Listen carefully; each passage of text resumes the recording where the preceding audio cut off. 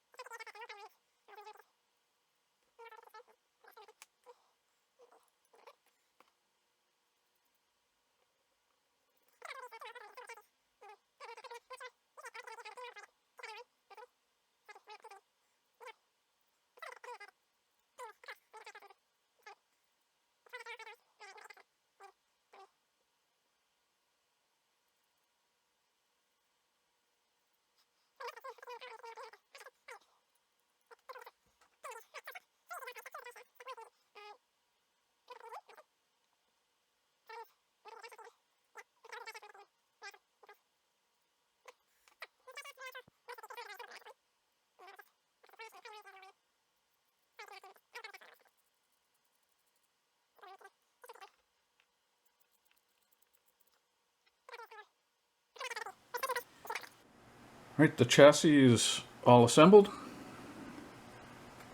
There's the rear axle. One of the things, word to the wise, one of the things that I've noticed,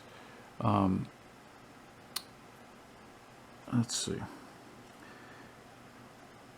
their isometric drawings of the pieces and parts going together aren't terribly clear about which goes where. This arm here that goes across, let's see if I can show it. It mounts here okay, and then you're trying to like figure out how does it get around the shock absorber and down in there. And there's like a little divot or a dimple in the frame right here, and I just put a piece of glue in there, or a drop of glue, and dropped it in there. I don't know if it shows, if you can see the dimple up in there. But anyways, that did go into place eventually. It's also not clear which way the axle goes, up or down, and it should be pretty obvious to those of you who know about cars, because that's the drain for the axle grease right there. But anyways, it was not too clear. I tried to glue these things on. There's 2 holes on the top side that the axle mounts to. Tried to glue those on the top holes, and I realized, wait a minute, they're not going to line up here with the mounts on the frame. So anyways, that worked out. I still have a clamp on the front axle, holding it down. This is still, the glue's still drying. One of the issues with this kit, and I've heard this on another review,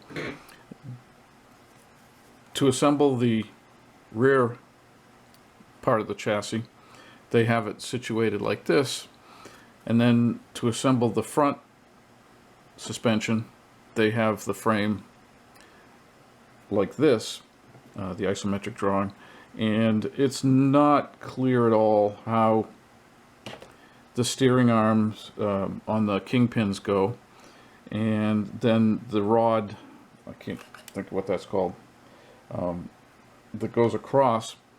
I don't know if you can see it, but it's actually under a lot of tension. It's bending down because the little connections here are not low enough on the kingpins. They should be down lower on the kingpin.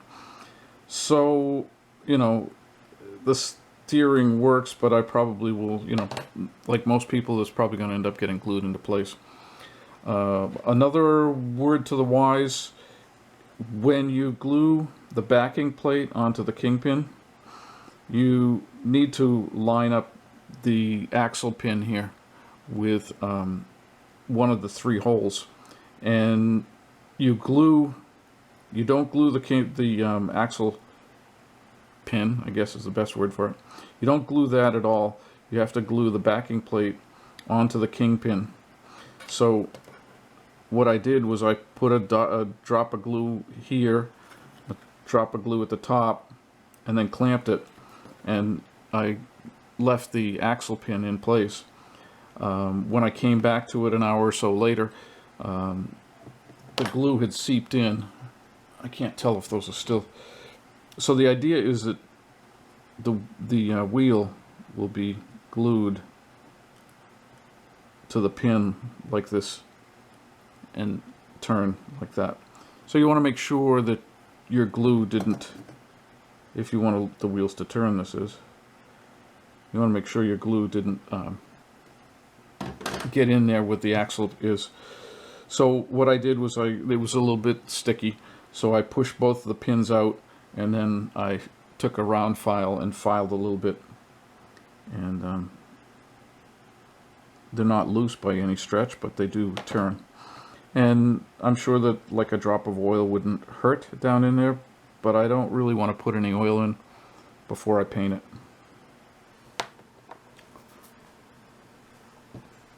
Okay, there we are, ready for paint.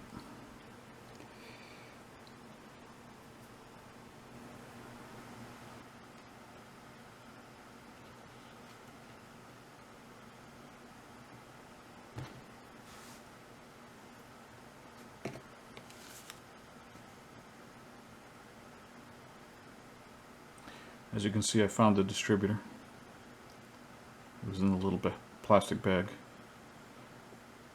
caught in the Ziploc.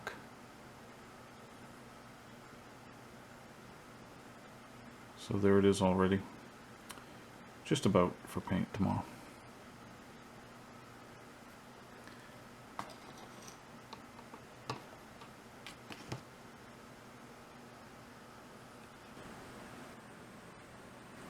I now have the engine for the 58 Impala, and hopefully all the parts are here. I haven't done an inventory, but it looks pretty good. We have the 2 engine block halves, we have the heads, valve covers, we have the chrome valve covers as well. Don't ask me why, but they give you a crankshaft to put inside the engine. Interesting. The manifold, manifold, fan, cooling fan blades, carburetor, single carburetor. There's a 6-pack over there. Single carburetor, generator, distributor, water pump. I think that's probably the starter. Looking at the instruction sheet, yes, no, yes, no, yes, no.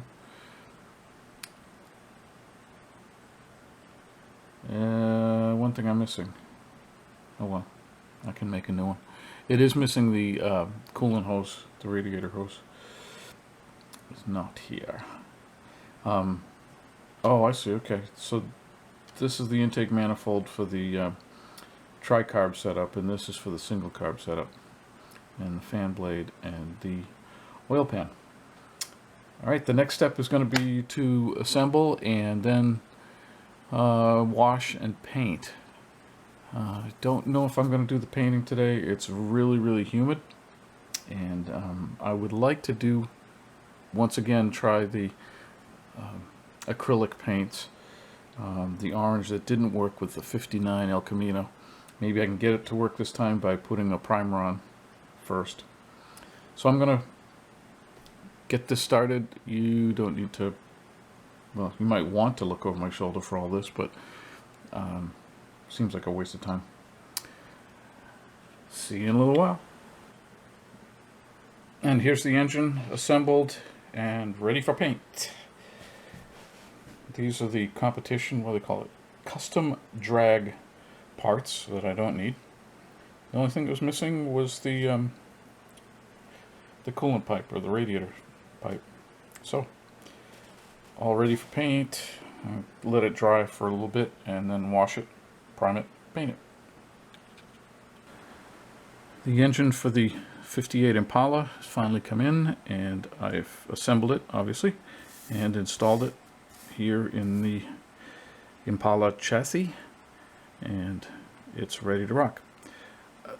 Just like my 59 El Camino, this engine, well, it fits, but the exhaust needed some work.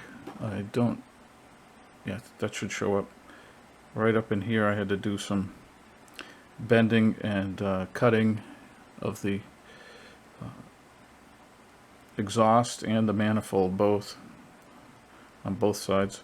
So, you know, a little bit of soldering iron and twisting and bending, and eventually they came together. That's pretty good. I have to do a little bit more touch up down around the exhaust, but the glue right now is still wet. I'll probably fill a little bit more, a little bit of super glue, and there it is. So that's the 58 Impala chassis, all ready to rock. I still have to determine what I'm going to do the paint job on this car. So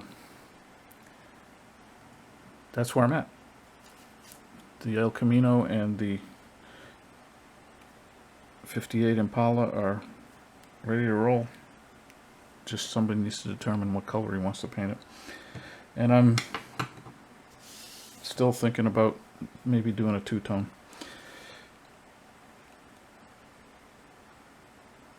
Stay tuned and see where it goes from here.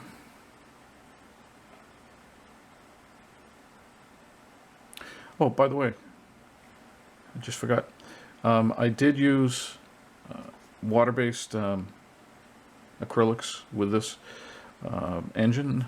I primed it with Vallejo black primer, and then I painted it with, that's Tester's orange water base. It came out better this time. The primer made a big difference. I'm still not really a fan of it. I prefer the enamel paints, but you know, practice. I'll keep trying it. Thanks for checking this out. Continuing on with the Impala and the El Camino later on. We got a loose wheel here. Oh, another thing to notice, I just remembered. the El Camino, I had some problems getting the engine down past the what do you call it? The fan belt down past the tie rod. Is that the tie rod there? And notice that this engine sits up just a smidgen higher so that there's no clearance issues here. Hopefully it fits in the car. Welcome back to the 58 Impala. It's sitting on its roof right now. I guess I had a rollover last night. Pardon me while I have my coffee. Where I'm at is final assembly. That's what the instruction sheet says anyways. Whoops, can't see it. Final assembly. I had to put a little bit of weight on it last night to hold it in place. Trying to get the chassis to glue in and hold to the body. There we go. Okay, so there it be. And as you can see, looking at the windshield, it looks like I put some super glue in it. Dang it, got some crazing from super glue. So there it is in all its yellow glory. I think his name is Big Bird, but I'm not sure. It needs to have the final assembly, so lots of chrome pieces still to install. Lots of chrome pieces. Lots of chrome pieces. And I have done all the chrome trim with, this time with Molotow chrome pen, rather than, I was going to do bare metal, but just, I don't know, didn't feel like it. Thought I'd do the Molotow, however you pronounce it. There's the engine. Yep, wait a minute. I gotta look at this a little bit. It looks like it's sitting crooked. Oh my god, it is. Okay, rather than belabor this point, I think what I'm going to do is I will test fit the grille and the front bumpers, and then glue and clamp the chassis to the body right up in here, underneath the radiator support and the fenders there, and get that ready. I can't spend too much time on it today, traveling, so it's got a few minutes this morning. How's that look? The does it look like the hood's a different yellow?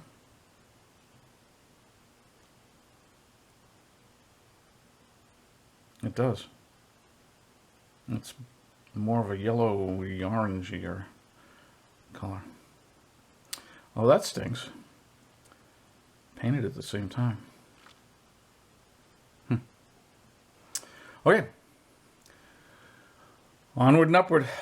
See what I can do about that body chassis issue here. Well, the 58 Impala is finally complete.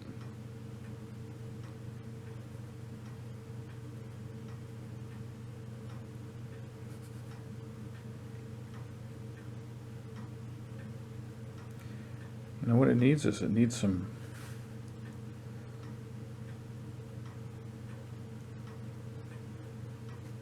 license plates. That's what I forgot. I have some to print, so that'll be done soon. If you notice, the rear bumper is a little bit crooked. Another thing that's crooked, and I couldn't find the cause of it to rectify the problem, is that the right side sits higher than the left, or the left side sits lower than the right. Don't know why. It's a mystery to me. So it goes. There it is. The yellow is obviously, I think I discussed earlier, the yellow is a lot brighter than I expected. It's Tester's quarter-ounce bottle lacquer, and in the bottle it looks much, much lighter than this.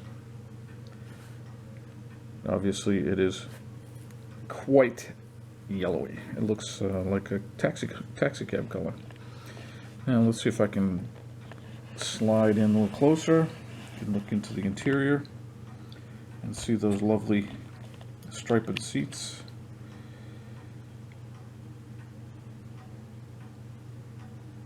incredibly gaudy. Welcome to the 50s.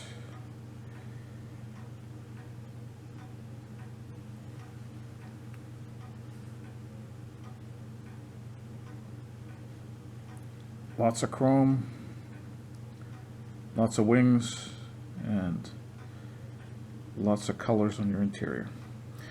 Now let's take a look at the engine compartment. And unfortunately the yellow on the hood became a little bit different than the rest of the car. I don't know why. But it's very yellow. Well, I can't do this one-handed, so I have to put the camera down.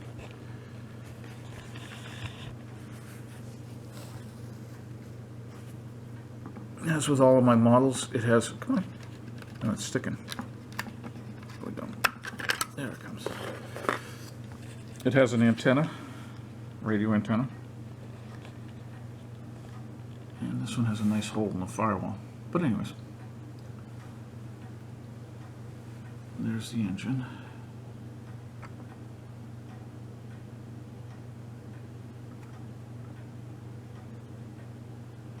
Came out pretty good. I'm pleased. I hope you like it. I hope you've enjoyed this series of videos. And if you have, please give a thumbs up. If you want to see more, make some comments, questions. I will read all the questions that are submitted, and if it warrants a comment or response, I will. And thank you so much for watching. I hope this helps your modeling. By the way, I have one more of these to do, and I think next time, hopefully next time, I will remember to try and address the fact that the model doesn't sit square. This side is about a 1/16 of an inch higher, 1/8 of an inch higher than the other side. I think you can see that if you look at if you look on the tire white wall on this side versus the tire white wall on this side. Oh, I forgot, the door's open too. I think they may be stuck closed because I put, there we go, come on, there we go.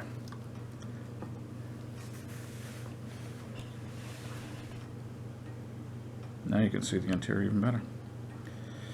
You can see the can you see the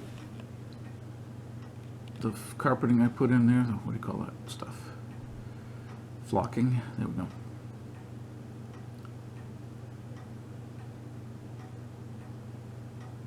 All right. Let's see if I can get the other door open, just for giggles. I put a coat of pledge on, so the doors are a little bit sticky. Or stuck. Things are stuck together. There we go. And there's the interior. Because this thing has so many windows, you get a lot of light in there. You can really see well. And having, of course, the turquoise interior makes everything stand out.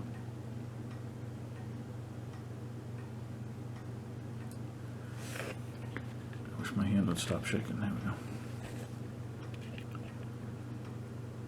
All right, thank you very much for viewing.